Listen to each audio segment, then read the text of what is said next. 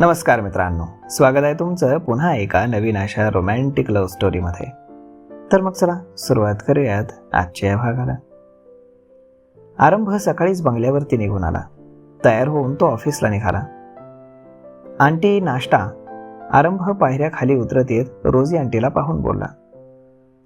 Good morning भाई, तन्वी बोलली. Good morning बच्चा. त्यानं तिच्या डोक्यावर हात ठेवला आणि तिच्या बाजूच्या चेअरवर बसला.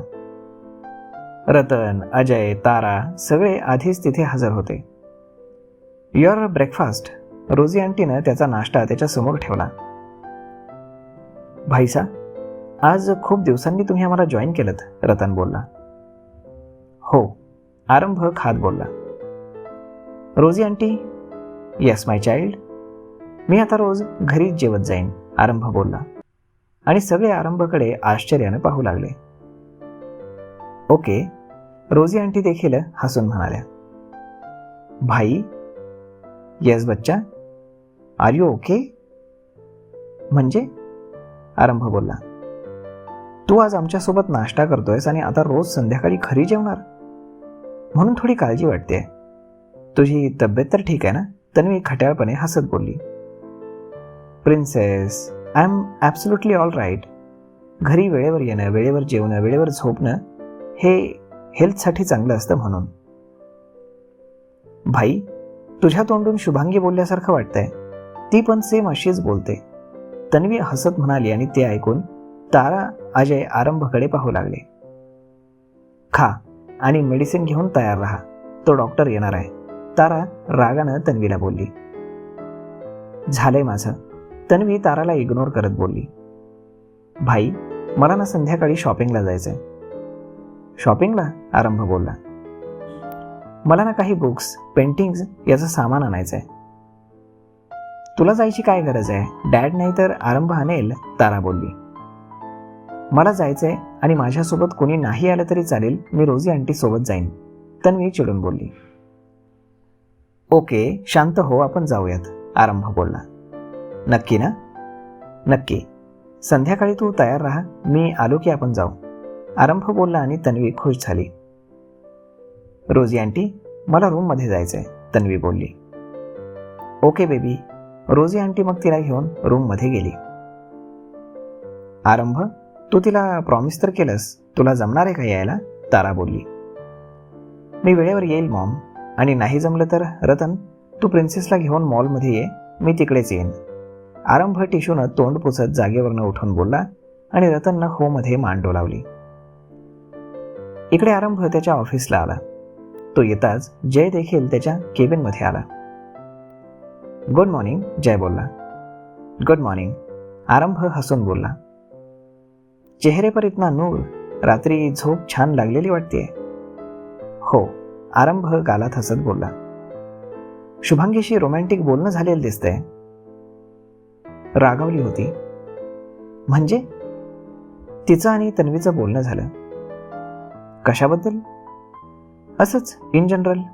त्यात तन्वीने तिला सांगितलं की मी रोज घरी जात नाही आणि घरी जेवत नाही, बाहेरच असतो, तेही सपनासोबत. ओ तेरी. मग? त्याचाच राग आला होता तिला. फोन घेत नव्हती. जेव्हा दादिसांच्या नावाची धमकी दिली तेव्हा कुठे फोन घेतला. आणि मग? जय बोलला. मग काय, खूप खोदून खोदून विचारल्यावर समजलं की ती इनसिक्युअर फील करतेय, आरंभ गालात हसत बोलला. प्रेमात हे स्वाभाविक आहे. आपला पार्टनर आपल्यासाठी लॉयल असावा हे शुभांगीसारख्या मुलींसाठी जास्त इम्पॉर्टंट आहे. हो, मी तेच तिला समजावून सांगितलं आणि तिला पटलं. कदाचित मी ठरवलंय लवकरात लवकर तिचीही इन्सिक्युरिटी दूर करावी. म्हणजे नेमकं काय करणार आहेस? मी सपनाला माझ्या आणि शुभांगीच्या लग्नाबद्दल सांगणार आहे. त्याआधी घरी सांग, अंकल तुझ्या बाजूने असणं फार गरजेचं आहे. हो सर, मिस्टर सिंधिया तुम्हाला भेटायला येणार आहेत. सिंधिया म्हणजे ते सिंधिया टेक्सटाईल? हो सर, त्यांच्या ऑफिसमधून फोन आला होता. किती वाजता येणार आहे? अर्ध्या तासात. ओके, असं सांगून नताशा निघून गेली. सिंधिया अचानक आपल्याला का भेटायला येत आहेत? जय बोलला. आय डोंट नो, आरंभ बोलला. मग अर्ध्या तासानं मिस्टर सिंधिया आरंभच्या ऑफिसमध्ये आले. Good morning mister Scindia, please welcome. आरंभने त्यांचं स्वागत केलं. थँक्स आरंभ. सिंधिया चेअरवरती बसत बोलले. 3 कॉफी, आरंभने फोन करून सांगितलं. आज सकाळी सकाळी माझी आठवण कशी काय झाली, आरंभ बोलला. हे तुझेच डिझाईन्स आहेत ना जे तू फॅशन शोमध्ये प्रेझेंट करणार आहे? मिस्टर सिंधिया एक फाईल त्याच्या समोर करत बोलले. आरंभ आणि जयने त्यातील डिझाईन्स पाहिले आणि आश्चर्याने एकमेकांकडे पाहून राहिले. I am right, mister Scindia बोलले. पण तुमच्याकडे हे डिझाईन्स कुठून आले? जय चकित होत बोलला. आदित्य अगरवाल माझ्या कंपनीला या कलेक्शनचं प्रोडक्शन करून मागतोय. व्हॉट? आरंभ गोंधळून बोलला. हो, तो माझ्याकडे एक डील घेऊन आला होता की हा फॅशन शो तोच जिंकणार आहे, त्यामुळे त्याचेच डिझाईन्स बेस्ट आहेत आणि शो होण्याआधीच त्याला प्रोडक्शन सुरू करायचं आहे. म्हणजे मार्केटमध्ये फक्त हेच डिझाईन्स सगळीकडे असतील. मलाही हेच डिझाईन्स आवडले आणि मी यासाठी तयार झालो. मी यावर कामही सुरू केलंय. पण काय? जय बोलला. या डिझाईन्समध्ये तुझ्या कंपनीचा लोगो आहे. हो, आमच्या प्रत्येक पेपर डिझाईनमध्ये आम्ही कंपनीचा एक हिडन लोगो टाकतो, जय बोलला. त्यामुळे मला समजलं की हे डिझाईन तुमचे आहेत. पुढे जाऊन या गोष्टींमुळे काही वाद झाला तर माझ्याही कंपनीला मोठा लॉस होईल. त्यामध्ये माझ्या रेप्युटेशनचाही प्रश्न आहे. माणूस कितीही पैसा कमावेल परंतु गेलेलं रेप्युटेशन पुन्हा कमावू शकत नाही.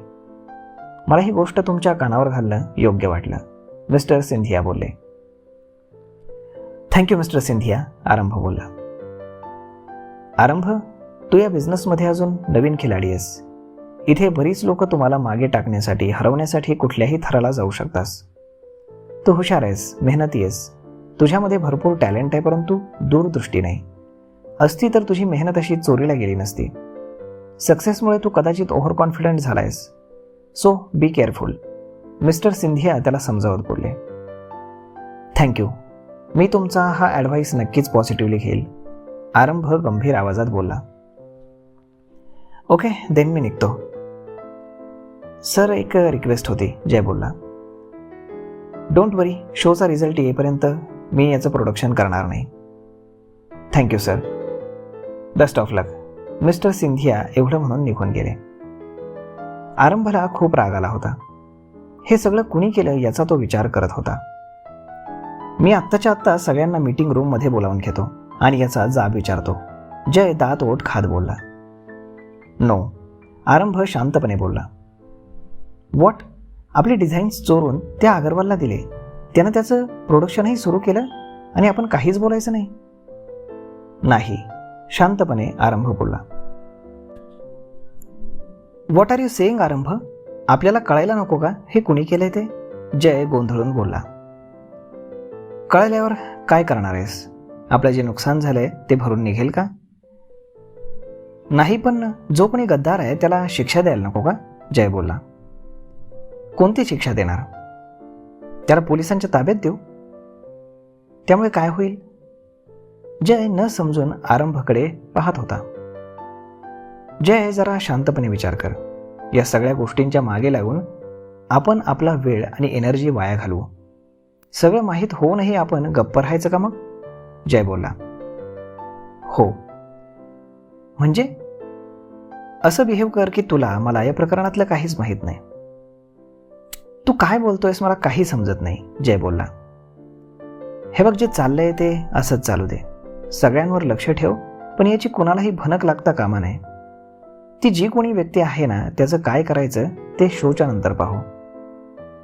आपली डिझाईन्स आणि त्या अगरवालचे डिझाईन्स आता सेम दिसणार. शिवाय या शोमध्ये त्याचा नंबर आपल्या आधी आहे, त्यामुळे आपण त्याची कॉपी केली असंच सगळ्यांना वाटेल. नाही वाटणार. तुम्हाला समजेल असं बोल ना भाऊ. माझा बीपी का वाढवतोयस? जय बोलला. अगरवाल आपले डिझाईन्स प्रेझेंट करेल पण ते आपल्यासारखे नसतील. म्हणजे मी मेन डिझाईन अजून मेकिंगला दिलेच नाहीत. आरंभ क्रूरपणे हसत बोलला. व्हॉट? जय आश्चर्यानं बोलला आणि आरंभ हसत होता. मग इतके दिवस वर्कशॉपमध्ये जे डिझाईन्स तयार झालेत, मॉडेल्स ट्राय करतायत, ते शोसाठी नव्हते? अजिबात नाही.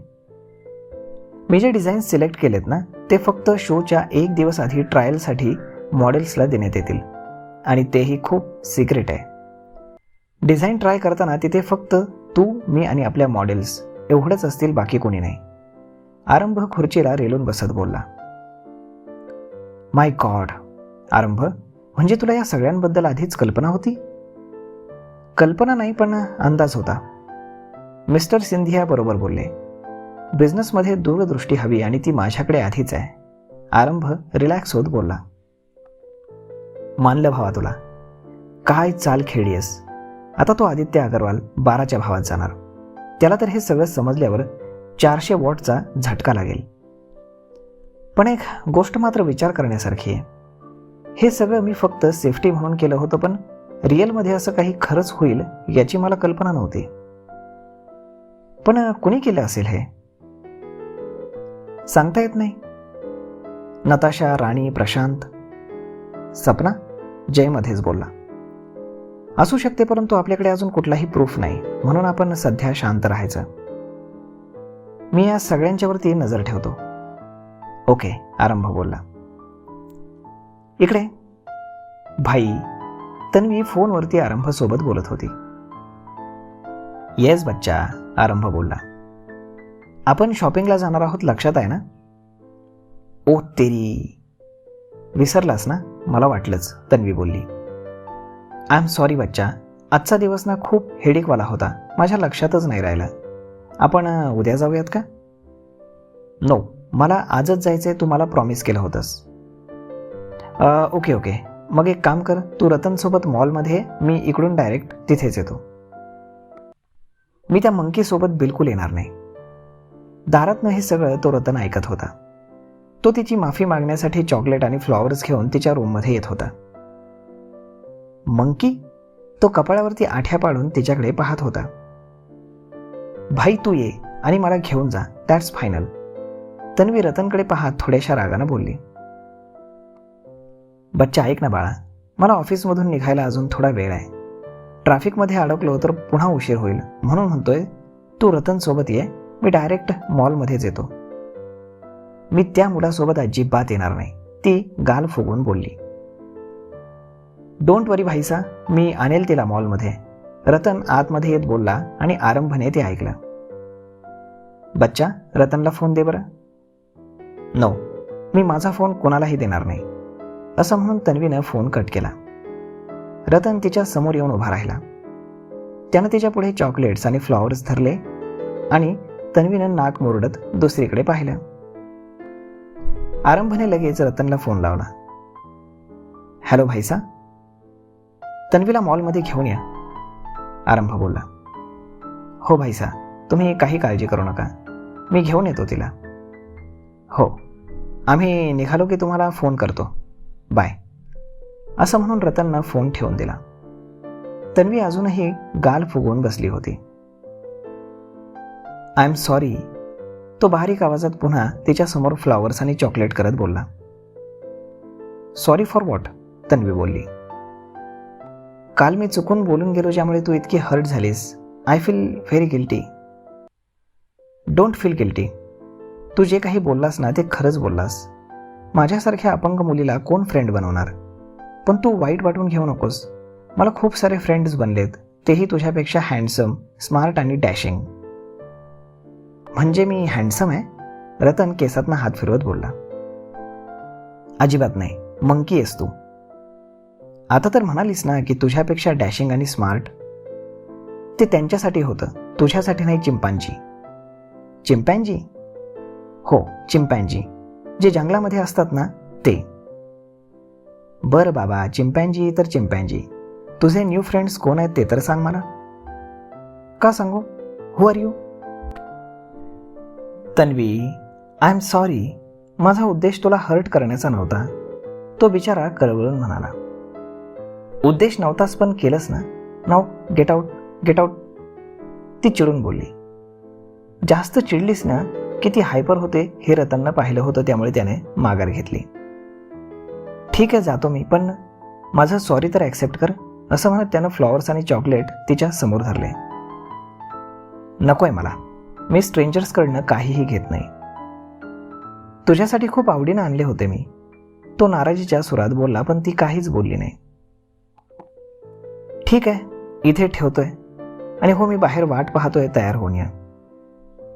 मला तुझ्यासोबत नाही जायचं. मामीजी तुला एकटीनं ड्रायव्हरसोबत पाठवणार नाहीत. Choice is yours. तो तिला स्माईल करत रूमच्या बाहेर निघून गेला आणि तन्वी रागानं त्याच्याकडे पाहत होती. तर मग मित्रांनो, अशा पद्धतीनं आजचा हा भाग आपण इथेच थांबूयात. परंतु तुम्हाला ही लव्ह स्टोरी कशी वाटते हे तुम्ही आम्हाला कमेंट करून नक्कीच सांगा. आणि जर आवडत असेल तर आपल्या जवळच्या मित्रमंडळींसोबत देखील हा व्हिडिओ तुम्ही शेअर करायला विसरू नका. धन्यवाद.